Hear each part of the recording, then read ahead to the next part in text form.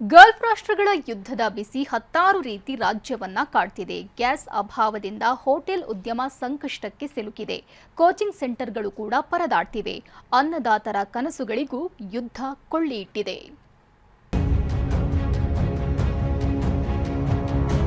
Cylinder problem ದಿನೇ ಹೆಚ್ಚಾಗುವುದರಿಂದ ನಮಗೆ ಹೆಚ್ಚಿನ ಸಂಖ್ಯೆಯಲ್ಲಿ ಅಡ್ಮಿಷನ್ ತಗೊಳ್ಳಿಕ್ಕೆ ಸ್ವಲ್ಪ ನಾವು ಹಿಂದೆ ಮುಂದೆ ಯೋಚನೆ ಮಾಡ್ತಾ ಇದ್ದೇವೆ.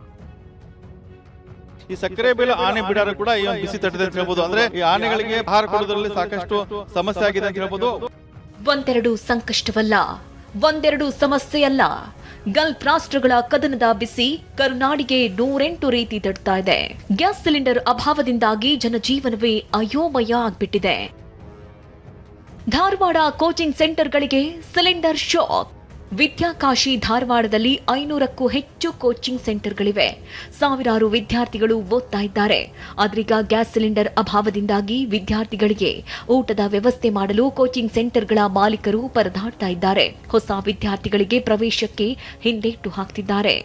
ನಾವು ಶಿಕ್ಷಣ ಜೊತೆ ಅವರಿಗೆ ಪೌಷ್ಟಿಕ ಆಹಾರ ಕೊಡೋದು ನಮ್ಮದೊಂದು ನ್ಯಾಯ ಇರ್ತದೆ. ಬಟ್ ಸಿಲಿಂಡರ್ ಇದ್ದರೆ ನಾವು ಒಳ್ಳೆಯ ಆಹಾರಗಳನ್ನು ಕೊಡ್ಬೋದು. ಬಟ್ ಸಿಲಿಂಡರ್ ಅಭಾವ ಭಾಳ ಎದ್ದು ಕಾಣ್ತಾ ಇದೆ. ನಮಗೆ ಹೆಚ್ಚಿನ ಸಂಖ್ಯೆಯಲ್ಲಿ ಅಡ್ಮಿಷನ್ ತಗೊಳ್ಳಿಕ್ಕೆ ಸ್ವಲ್ಪ ನಾವು ಹಿಂದೆ ಮುಂದೆ ಯೋಚನೆ ಮಾಡ್ತಾ ಇದ್ದೇವೆ. ಆನೆಗಳ ಆಹಾರ ತಯಾರಿಕೆಗೂ ಸಿಲಿಂಡರ್ ಸಮಸ್ಯೆ. ಇದು ಶಿವಮೊಗ್ಗದ ಸಕ್ರೆಬೈಲು ಆನೆ ಬಿಡಾರ. ಆನೆ ತರಬೇತಿ ಕೇಂದ್ರದಲ್ಲಿ 24 ಆನೆಗಳಿವೆ. ನಿತ್ಯ ಕುಚ್ಚಲಕ್ಕಿ, ಹೆಸರು ಕಾಳು, ಹುರಳಿ, ರಾಗಿ ಹಿಟ್ಟು ಬಳಸಿ ಆನೆಗೆ ಆಹಾರ ತಯಾರಿಸ್ತಾ ಇದ್ರು. ಅದೀಗ ಗ್ಯಾಸ್ ಇಲ್ಲದೆ ಸಂಕಷ್ಟ ಎದುರಾಗಿದೆ. ಕಾಡಿನಿಂದ ಸೌದೆ ತಂದು ಆನೆಗಳಿಗೆ ಆಹಾರವನ್ನ ಕಾವಾಡಿಗಳು, ಮಾವುತರು ತಯಾರಿಸ್ತಾ ಇದ್ದಾರೆ. ಈಗ ನಾವು ಶಿವಮೊಗ್ಗದ ಸಕ್ಕರೆ ಬೇಲು ಆನೆ ಬಿಡಾರದಲ್ಲಿದ್ದೇವೆ. ಈ ಕಮರ್ಷಿಯಲ್ ಸೆಂಟರ್ ಸಿಗದೆಯಿಂದ ಸಾಕಷ್ಟು ಸಮಸ್ಯೆ ಶುರುವಾಗಿದೆ. ಈ ಸಕ್ಕರೆ ಬೇಲು ಆನೆ ಬಿಡಾರ ಕೂಡ ಈ ಒಂದು ಬಿಸಿ ತಟ್ಟಿದೆ ಅಂತ ಹೇಳ್ಬೋದು. ಅಂದ್ರೆ ಸಕ್ಕರೆ ಬೇಲು ಆನೆ ಬಿಡಾರದಲ್ಲಿ ಸೌದೆ ಮೂಲಕವಾಗಿ ಒಲೆ ಹೊತ್ತಿದ್ದಾರೆ. ಬೆಳಗ್ಗೆ 7 ಗಂಟೆ ಸುಮಾರಿಗೆ ಒಂದು ಸೌದೆ ಹೊತ್ತಿಸ್ತಾರೆ. ಅದ ನಂತರ 9 ರಿಂದ 10 ಗಂಟೆವರೆಗೂ ಕೂಡ ಆಹಾರ ಸಿದ್ಧತೆಯನ್ನು ಮಾಡ್ಕೋತಾರೆ. ಕೆಜಿಗೆ 4 ರೂಪಾಯಿಗೆ ಕುಸಿದ ಕಲ್ಲಂಗಡಿ ದರ. ಯುದ್ಧದಿಂದಾಗಿ ಗಲ್ಫ್ ರಾಷ್ಟ್ರಗಳಿಗೆ ಕಲ್ಲಂಗಡಿ ರಫ್ತು ಸ್ಥಗಿತವಾಗಿದೆ. ಇದರಿಂದಾಗಿ ಕಲ್ಲಂಗಡಿ ದರ ಕುಸಿದಿದೆ. ಬೀದರ್ನಲ್ಲಿ ಕಲ್ಲಂಗಡಿ ಕೆಜಿಗೆ 4 ರಿಂದ 5 ರೂಪಾಯಿಗೆ ಮಾರ್ತಾ ಇದ್ರು. ಸಾಕಾಟದ ವೆಚ್ಚವೂ ಸಿಗ್ತಾ ಇಲ್ಲ ಅಂತ ರೈತರು ಕಂಗಾಲಾಗಿದ್ದಾರೆ.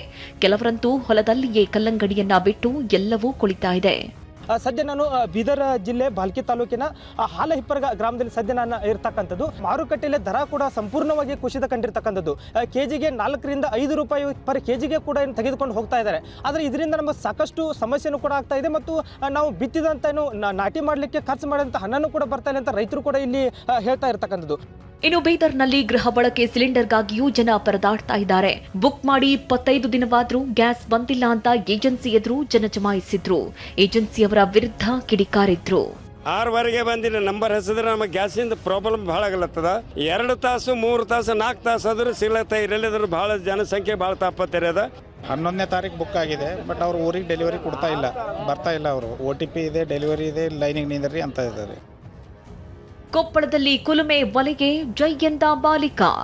ಇಲ್ಲಿ ನೋಡಿ, ಒಂದ್ ಕಡೆ ಚಕ್ರ ತಿರುಗ್ತಾ ಇದೆ, ಮತ್ತೊಂದ್ ಕಡೆ ಕುಲುಮೆ ಉರಿತಾ ಇದೆ. ಈ ಹಿಂದೆ ಕಬ್ಬಿಣದ ಆಯುಧಗಳನ್ನ ಕಮ್ಮಾರರು ಕುಲುಮೆಯಲ್ಲಿ ಕಾಯಿಸಿ ತಡ್ತಾ ಇದ್ರು. ದಿನ ಬದಲಾದಂತೆ ಈ ಕುಲುಮೆಗಳು ಕಣ್ಮರೆಯಾಗಿದ್ವು. ಆದ್ರೀಗ ಸಿಲಿಂಡರ್ ಅಭಾವದಿಂದಾಗಿ ಕೊಪ್ಪಳದಲ್ಲಿ ಎಗ್ ರೈಸ್ ಅಂಗಡಿ ನಡೆಸ್ತಾ ಇದ್ದ ಲಕ್ಷ್ಮಣ್ ಹಿರೇಮನಿ ಎಂಬಾತ ಕುಲುಮೆ ಒಲೆ ಮೊರೆ ಹೋಗಿದ್ದಾರೆ.